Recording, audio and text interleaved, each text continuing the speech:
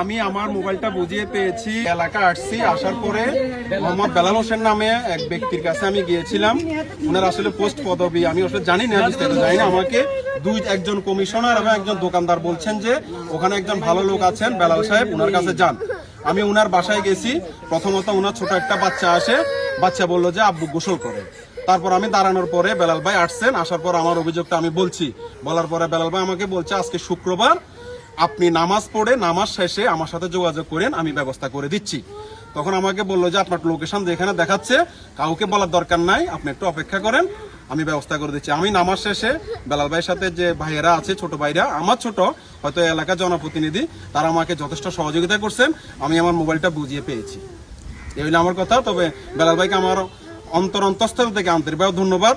আর আমি যিনি চুরি করছেন, আর ছোট ভাই এমনকি বড় ভাই, আমার ছোট ভাই দুজনেই ভবিষ্যতে যেন এরকম কিছু আর না করে, কর্ম করে যেন খায়, এটাই। আর উনার ওয়াইফ প্রেগনেন্ট, উনি এখান থেকে বোঝা উচিত। হাজব্যান্ডের জন্য স্ত্রী আসছে, এটা বড় দুঃখজনক আমাদের পুরুষের জন্য। আর একটা ছোট বেবি আছে, বেবির দিকে তাকিয়ে আমার অনুরোধ রইল আপনারাও আঘাত করবেন না। আমি ওনাকে ক্ষমা করে দিয়েছি। আমার টাকা কিছু বাংলাদেশ টাকা ছিল 1800 টাকা, আর কিছু বিদেশি টাকা ছিল, ওটা উনি বলছে হারাই ফেলছে বা খরচ করে ফেলছে।